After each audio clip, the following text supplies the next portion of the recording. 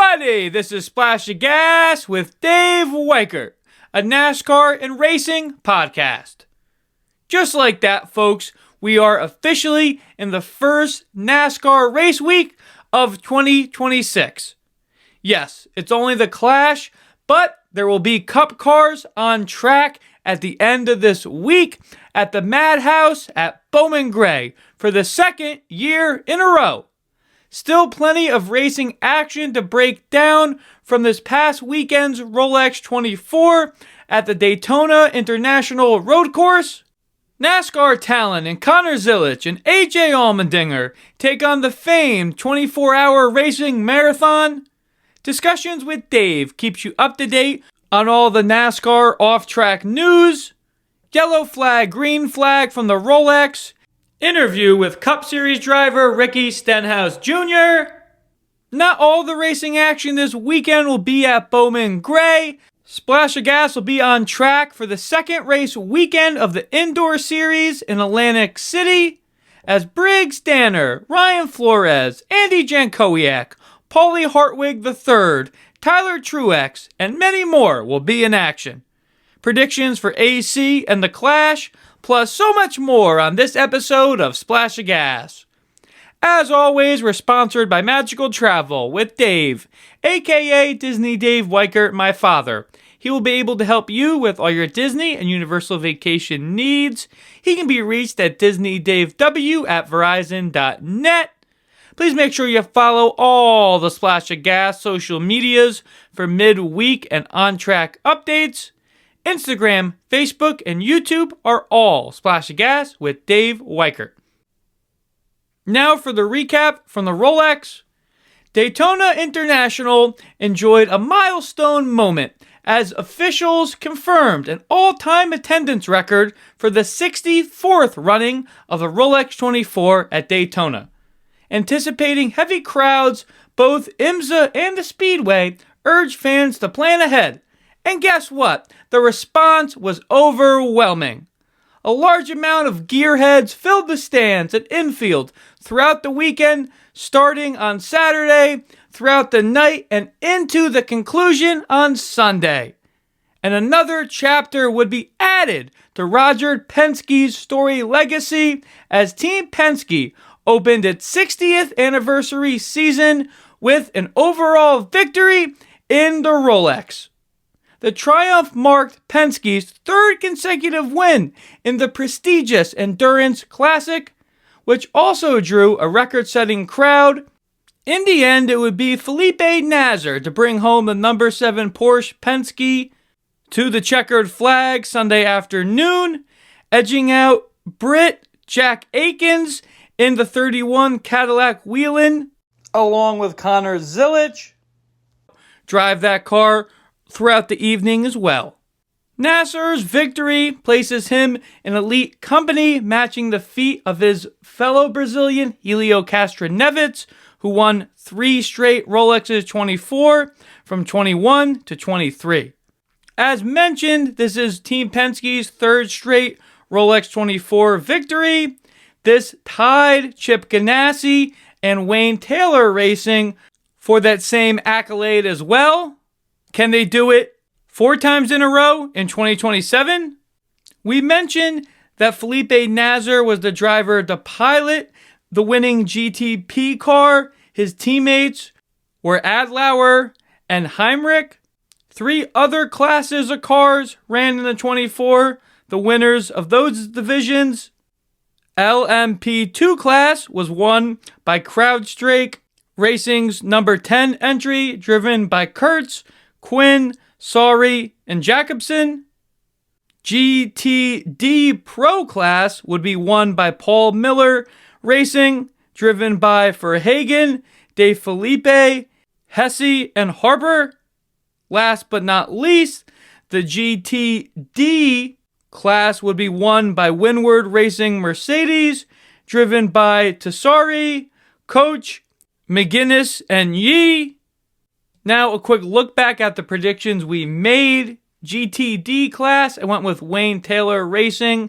They finish 8th. GTD Pro, I went with the number 3 of Corvette Racing by Pratt Miller Motorsports. They finish 4th. In the LMP2 class, I went with Tower Motorsports. They finish 8th. In the GTP class, the one that typically wins the whole thing, the one everyone is looking at, I went with Acura Meyer Shank Racing. They finished 5th. Now for yellow flag, green flag from the Rolex 24. Yellow flag, the weather. Florida weather, as we know, can be unpredictable, but there was over a 6-hour weather delay for fog overnight. One of my favorite scenes from the Rolex is when the sun sets and the drivers are actually using their headlights. So cool seeing the different series of cars run at night like that. Unfortunately, there was a 6-hour weather delay overnight because of the fog.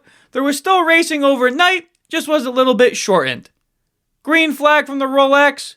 9 of the 11 GTP cars finished on the lead lap, which was over 705 laps by Sunday afternoon. Plus, it was the biggest crowd ever on scene for the Rolex 24. Now for trivia question time. This week's question is, what driver holds the most Clash wins of all time? And name the active driver who has the most Clash wins currently. Answers coming at the end. Now for discussions with Dave. No more Roval? Fall Charlotte race expected to return to the Oval.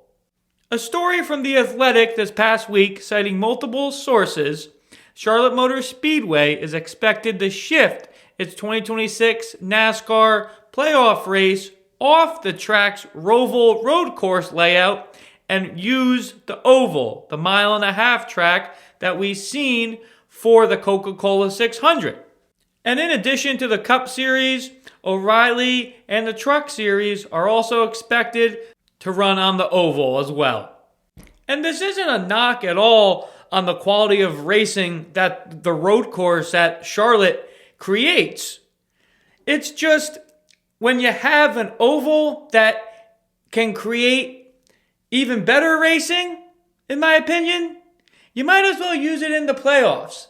And unfortunately, they're not going to move the Coca-Cola 600 to the road course. So in a war of attrition, unfortunately, the Roval isn't going to be on the schedule in 2026. Moving forward, I wouldn't mind seeing the Roval as a regular season race.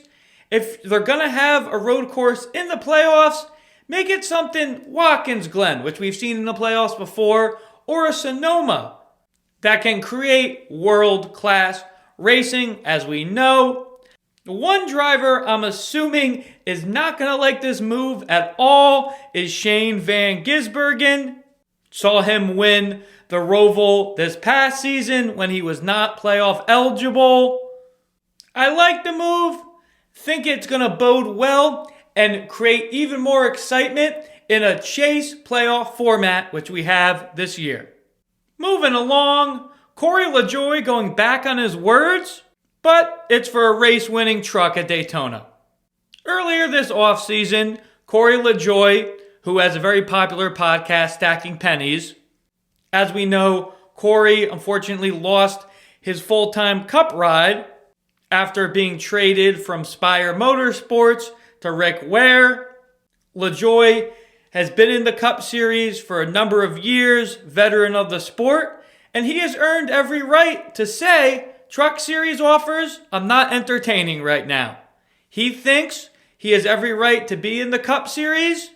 By all means, he can think that. More power to him. We're talking last week how Corey LaJoie will be racing for RFK in the Clash, filling in for Keselowski, and also in their fourth car, the 99, as he tries to make the 500. This past week was announced that LaJoie will hop in the Henderson Motorsports truck for Daytona. This is a truck that at first won the race last year, but did not pass qualifying with the rear end being too low. I don't blame LaJoie going back on his words and getting in a truck. After the announcement, Corey went on to say, "Did I mention how much I love the trucks?" Poking fun at himself for sure. I've had mixed thoughts on LaJoie in the past as well. Say what you want to say. The guy is doing everything to make a living in motorsports. If that's on his podcast, if that's on the Cup Series, he's putting in the work when others aren't watching. Good for Corey to get this top truck ride for Daytona. Can he be up front and contend? Can't wait to find out. Staying on the same topic of Daytona truck race silly season, John Hunter Nemechek returned to the Truck Series with Hjalmar Friesen at Daytona in the Toyota. John Hunter, as we know, races full-time for Legacy Motorsports, driving their 42 Toyota Camry entry. The 13-time Truck Series winner will return to the Truck Series at Daytona for the Fresh from Florida 250. This will be a second entry for Hjalmar Friesen Racing. We saw what Honeycutt did at the end of 2025 in one of their trucks, with Stewart back in the 52 and John Hunter in their 62 entry. Hjalmar Friesen should be up there fighting at the end for another trophy. Chugging along, Corey Heim's plan for the 500 in Atlanta. A couple weeks ago, we're talking about Heim's schedule for 2026. We know that's going to be about 10 or more Cup Series starts with 2311 and several starts with Tricon in the Truck Series. Corey Heim will be fielding the 67 entry for 2311 in the 500. And the following week, he'll be back in his old stomping grounds in Tricon, driving one of their trucks in Atlanta. In a perfect world, would love to see what Corey can do in a full Cup Series schedule. Nonetheless, he doesn't have that this year. He's still going to be up front when he runs in the Truck Series. It was 6 starts he had at the Cup level last year. Truly think he can build a lot on that. More seat time is always good. When will we see Heim time shine at the Cup level? And that wraps up part 1 of discussions with Dave. More topics in part 2. Now for paint scheme of the week. I've done Dale Jr.'s Mountain Dew throwback paint scheme several episodes ago, but this time we're throwing it to another junior paint scheme for his 2014 Daytona 500 winning scheme. Was the National Guard golden 88 on the lettering. Very quick and slick looking red, white, and blue combo. National Guard on the hood and on the quarter panels. Awesome patriotic scheme for the Great American Race. And that year Junior parked it in Victory Lane. That brings us to NASCAR history time. Daytona 500 from 2014. With the 500 fastly approaching, wanted to touch upon famous and historic 500s from years past. 2014. It was a marathon just to get the race in, with a long 6-hour rain delay. But in the end, a brief moment decided the winner. Dale Earnhardt Jr. emerged victorious in the 56th running of the 500 that year. The then 39-year-old was in the lead 6 different times and led the field for 54 of the 200 laps. In the end, fending off Denny Hamlin in a dramatic 2-lap sprint followed by a multi-car accident in turn 3. The showdown sent up a tense dash to the finish, with Earnhardt executing perfectly when it mattered most, with the checkered flag on the line. Junior, a past 500 winner from 04, endured years of near misses, finishing second in 3 of his previous 4 attempts in the 500. His win also snapped a 56-race winless streak. And that finishes this week's edition of NASCAR History Time.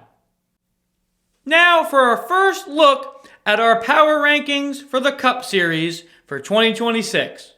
And to be completely honest with you, did base a big chunk of these power rankings on how drivers performed in the latter part of 2025 and how that might or might not mean success in 2026. Let's start out. First out, honorable mention, Chris Buescher, Ryan Preece, Tyler Reddick, Bubba Wallace, Alex Bowman. Starting at number 10, driver of the 21 for Wood Brothers, Josh Berry. Saw Josh get the win in the spring Vegas race, which punched his ticket to the playoffs, which the win in their in format. Comes away with 8 top 10s and 3 top 5s with the win, as mentioned, in Vegas. Berry, of course, did not have a good playoffs. He was eliminated early. You could also say, hey Dave, Tyler Reddick was on a similar playoff path and got eliminated after Josh. Yes, and correct.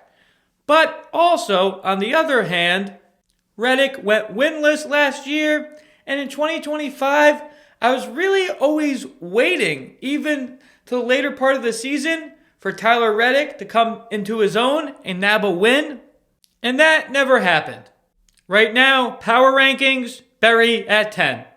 Number 9, we saw him win the Coca-Cola 600 in 2025. Driver of the number 1 Chevy for Trackhouse Motorsports, Mr. Melon Man, Ross Chastain. With Van Gisbergen and Connor Zilisch pushing Ross on the road course stuff, believe Ross can win multiple times in 2026. 8th on the power rankings, and maybe after shaving his head, he'll be a little bit quicker, 3-time champ Joey Logano. Next is a guy that was clutch in the second Atlanta race on that restart in overtime. Definitely could have been higher in the power rankings and most likely will. But that's going to be up to him. Chase Elliott, number 7th on the power rankings. Can he be that clutch Chase we saw him and in a championship year in 2020? Or will he fall into averageness, which we unfortunately have seen from Chase as well? Solid 3 tracks for Chase to start the season. Of course, Daytona, then Atlanta, where we saw him win before, and we know how good Chase is at the road courses with COTA. Can he nab a win early and make me change my words? We'll find out. 6th, a guy that also went for the bald look, Chase Briscoe. Saw him win the 3rd to last race of the 2025 season at Dega, won at Pocono earlier in the year, his first win with Joe Gibbs, as last year was his first season with JGR as well. Briscoe's performances truly surprised me. We saw with Martin Truex Jr., who had crew chief James Smalls, who's now Briscoe's crew chief. It took Truex and Smalls a little bit of time to get to know each other. I truly thought that was going to happen with Briscoe and Smalls in 2025, but they got multiple wins and were contending in the playoffs, being in the Champ 4. Can they find consistency in the Chase format? Could have flip-flopped these next 2 drivers. Number 5, William Byron. Willie B is going for his 3rd Daytona 500 win in a row. We saw Byron pull out the heroics in Martinsville to punch his ticket to the Champ 4. Unfortunately for Byron, he was the reason why the yellow flag came out to put the championship race into overtime. And fortunate for Hendrick Motorsports, Byron's teammate Kyle Larson benefits on that yellow and wins the championship. William Byron, 5th in the power rankings, brings us Kyle Larson, 4th. I probably would have made Kyle Larson number 1 if Phoenix went differently for him. Yes, he went on to win the championship. He did not win the race, but he wasn't like Hamlin in the race earlier. He wasn't Larson dominant as we've seen Kyle be at tracks when he leads 90% of a race. Not an argument by any means that Larson wasn't deserving of the championship last year, just arguing about his 4th spot in my power rankings. In the 3rd, Christopher Bell. Not to give my number 1 position away, but Bell is the 2nd highest of the Joe Gibbs Cup drivers on my list. We saw Bell rattle off 3 wins in a row at the beginning of 2025 last year. Can he find that dominance and continue with it throughout his season and into the chase? I think he can strike gold throughout multiple times in a season. He just needs to find that consistency. Second, the fastest Ford of my bunch right now, Ryan Blaney. A storm is a brewing for Blaney to get his 2nd championship. And if you were paying attention throughout this, you might already know who I'm picking number 1. And that's Denny Hamlin, the guy that just won the championship. I know a lot of people had Hamlin lower in their power rankings. And yes, Denny has a lot on his mind. Busy offseason with the lawsuit, then the unfortunate tragedy with the fire in his parents' house, losing his dad. But Denny's a veteran. He's been there, and we saw that desire to win a championship throughout the playoffs for Hamlin. Yes, he was not pleased how the way things worked out. I think he has a fire lit under him. And can Denny score the championship him and his father have been searching for years? He's going to have to find consistency with this format. Believe Hamlin can yet again be another championship contender. But please be vocal on social media, folks. Tell me who you like, who you don't like in my power rankings, who I might have completely missed. Please, I really appreciate it, all ears. Now, for discussions with Dave, part 2. More Truck Series silly season news. Nice Motorsports has announced that Acceptance Insurance will partner with Andres Perez de Laura and return to the number 44 Chevy Silverado for a full-time schedule in the Truck Series. Had Andres on the show when the trucks were racing at the road course of Lime Rock in Connecticut earlier last year. Really nice kid and a good up-and-coming driver. Unfortunately, Spire Motorsports and Andres part midway last year. He hops in the Nice Motorsports 44 and closes out the truck season. And we see Andres run up front.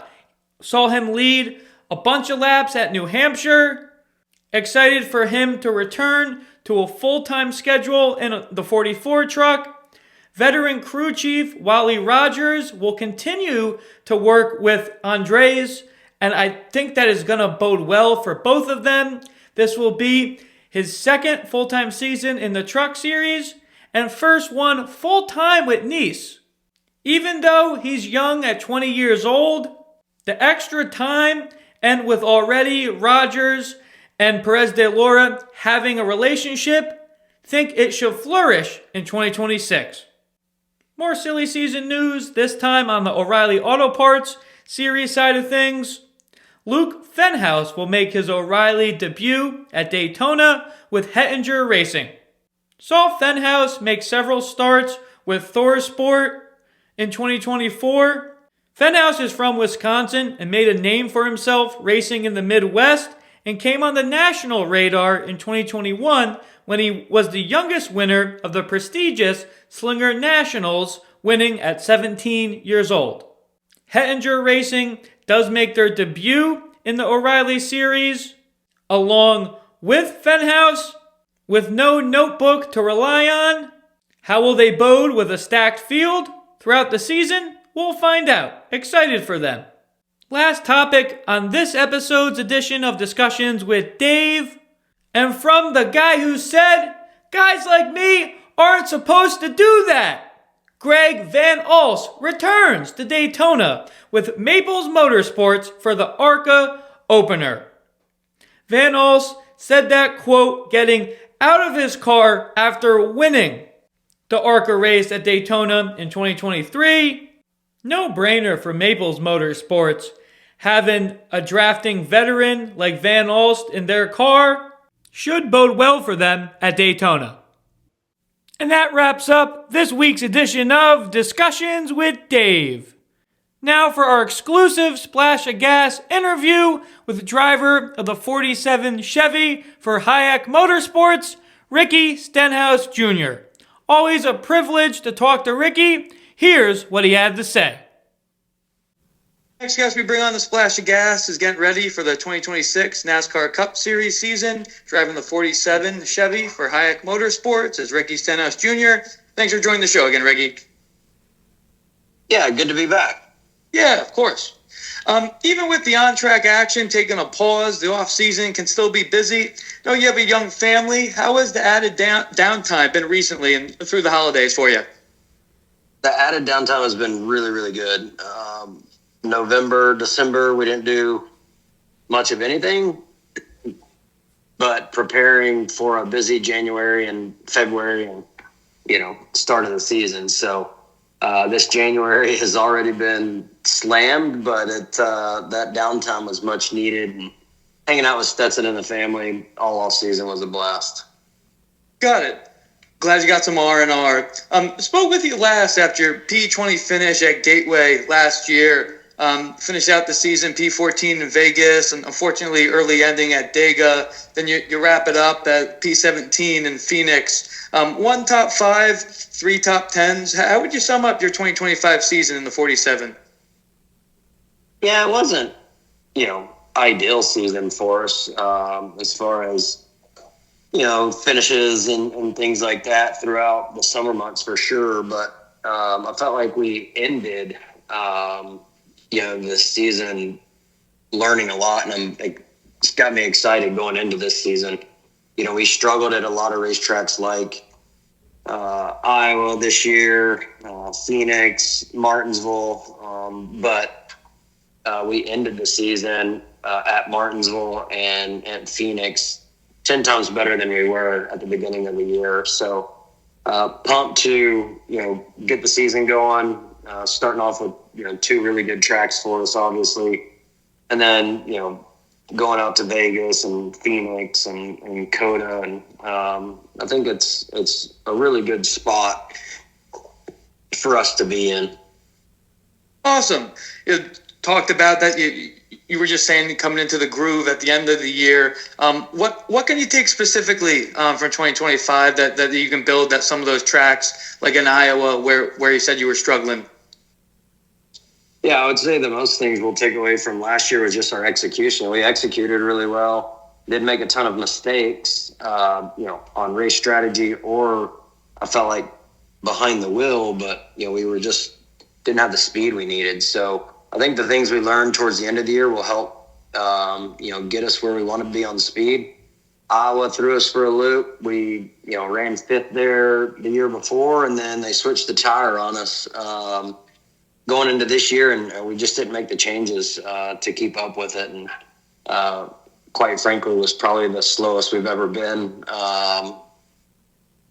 ever probably. So, I think we learned a lot, in that bad weekend that, led us down a path to be better at other racetracks that we went to later on in the year. Got it. Appreciate those details, and of course, hopefully you guys can build on that for 2026. Oh, yeah.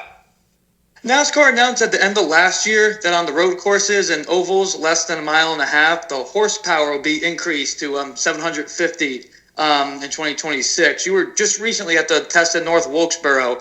How's the added power, and what effect did it have on the car? Like any differences with the braking, or really curious on how that was?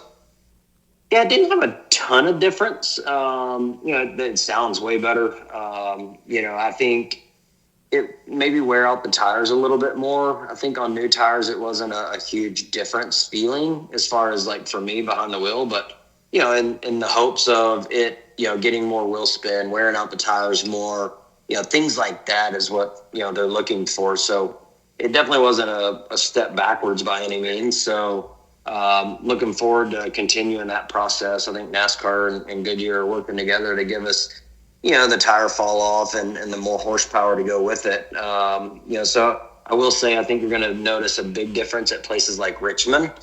where the asphalt is already wearing out the tires. I think that's where you're going to see, the drive off of turn 2, especially turn 4 down that, curved front straightaway. Back when I first started cup racing, you would spin your tires all the way to the flag stand when we had a ton of horsepower. So things like that will be, kind of what I'm looking for. Got it. Really, that detail is awesome. We'll be looking at specifically for Richmond for sure now. You've been working with your crew chief, Mike Kelly, for some time now. What's it like to continue to work with him as a one-car team? Yeah, Mike's always got my back. He's had it for, a long time. So I think, I trust him with everything. We've won a lot of races together, championships together, and anytime you do that with somebody is, that he's got your back. So, he puts the best possible race car on the racetrack that we can that given weekend. And I believe that. And he's done a heck of a job on race strategy since it's changed a lot over the years, especially like at the super speedways. I feel like we've won races because of our strategy and, how he's worked with our war room, as far as me saving fuel, getting on and off pit road, and put us at the front of the field after that last pit stop. So, we love working together, and we'll continue to keep trying to find victory lane together.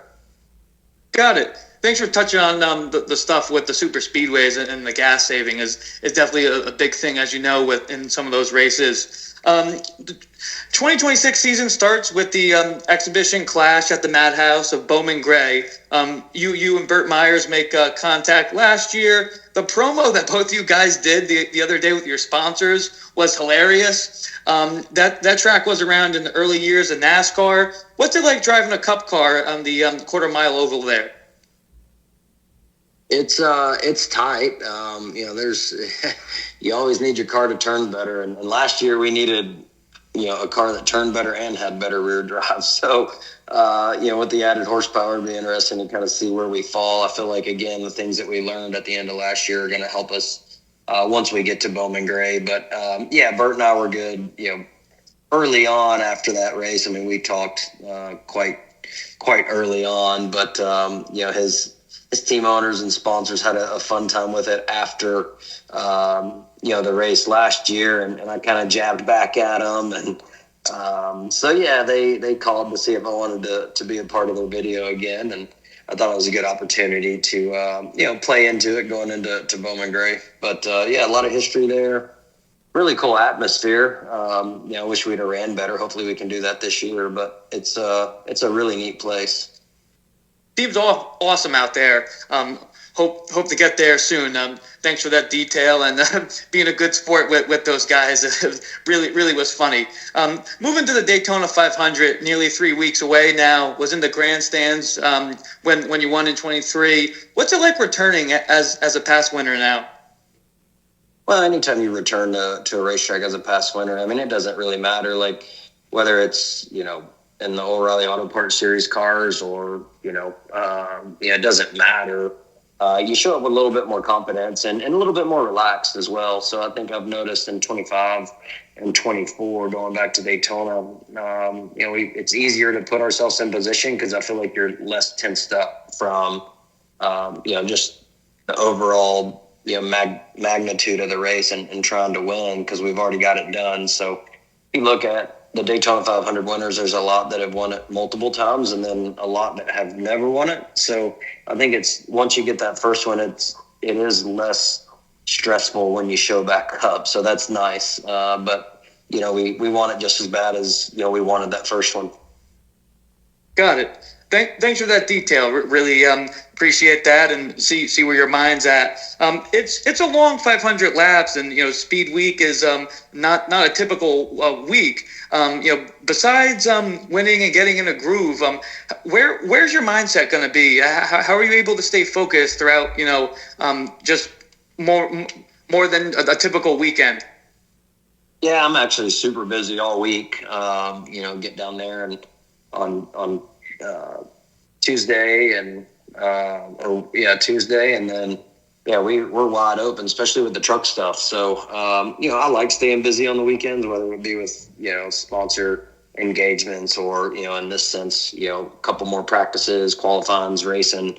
Normally when I'm, sitting around on Friday night, I'll, get to be in a race. So pumped for that. And, looking forward to just another chance to get a trophy at Daytona. Got it. Leads right into my next question. You'll be back in the trucks in Daytona, then in Atlanta. I heard you were just getting fitted for the seat. What are your expectations? How are you feeling to get in the truck? Yeah, I'm sitting in the truck right now. So a perfect Daytona would be win the truck race Friday, and then win the 500 in our Jeff Boyardee scheme, 47, and then go to Atlanta and win the truck race and win the cup race as well. So that would be the ideal. But I think for me, racing at Daytona again is in any class is really fun and an honor. But going to Atlanta is kind of what I'm probably most looking forward to about the truck racing, just because I think Atlanta is a racetrack where the truck handling comes into play, and I know Phil and his guys are really good with their trucks, and I know how I like to drive them, and I think Atlanta is that racetrack. So I know the way the tires wear out and the asphalt's wearing at Atlanta in the Cup car, and how it changes from the beginning of the year to the end of the year, and all in all, I think that weekend is going to be a blast. Awesome. Thanks for getting into some of the details with the trucks and Daytona and Atlanta there. NASCAR announced last week going back to the chase, getting rid of the playoff rounds. Any thoughts on that?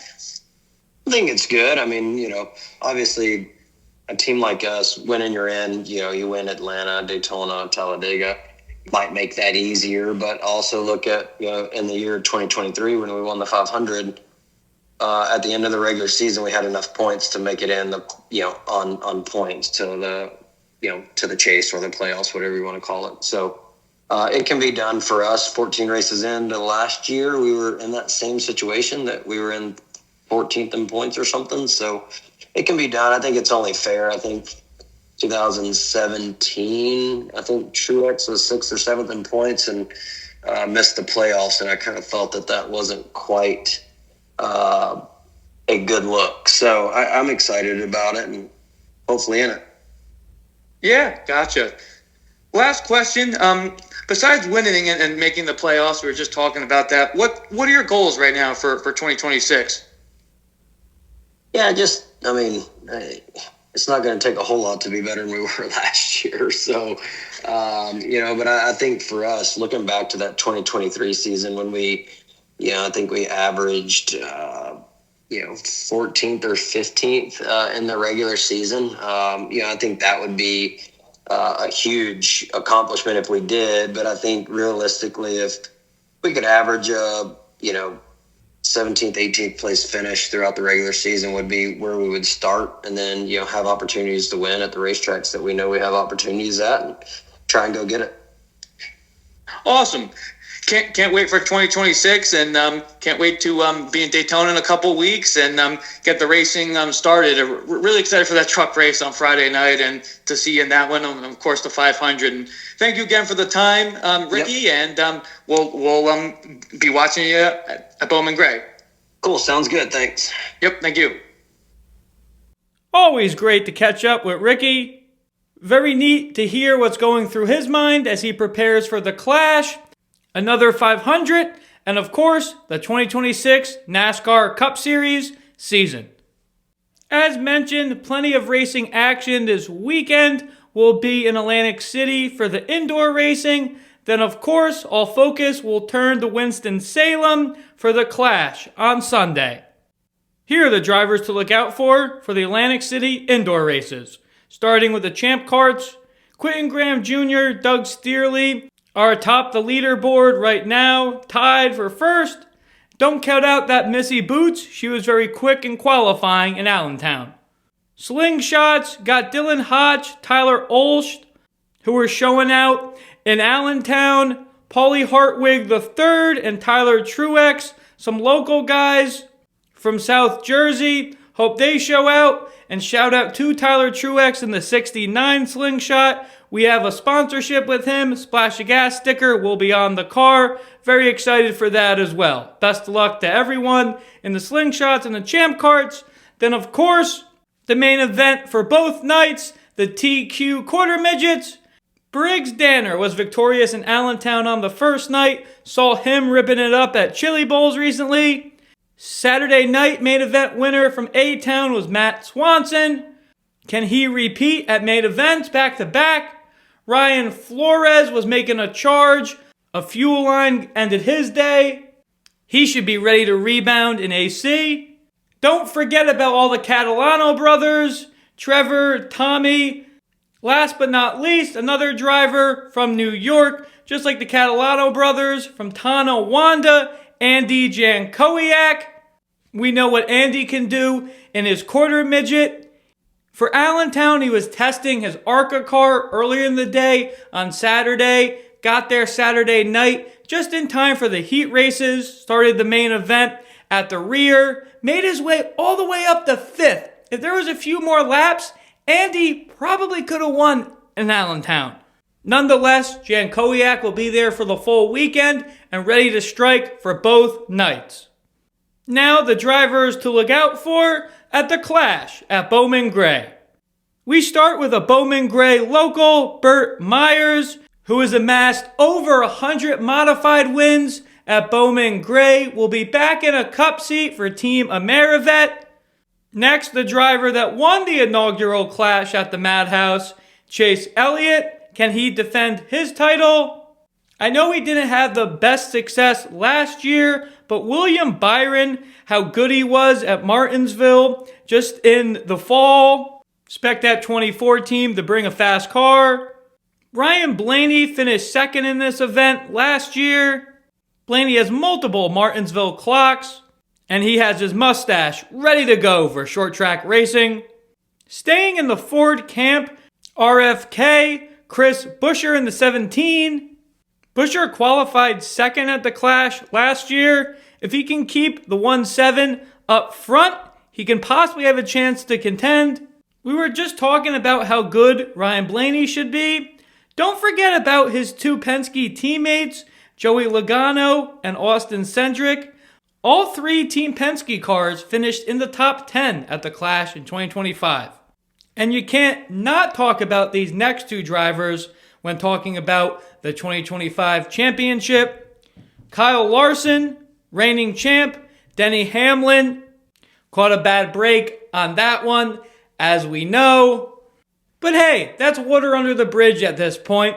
Think getting Denny back in a fast number 11 is just what he needs. He should be contending.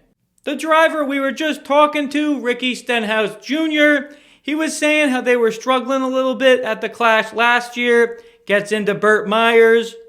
Sounds like the 47 team's going to tighten that stuff up for him this time. Think we can see Ricky make the top 10.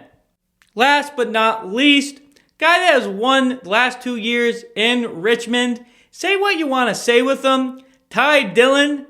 If Childress can bring a good hot rod for him, that 3 could be at the top of the leaderboard as well.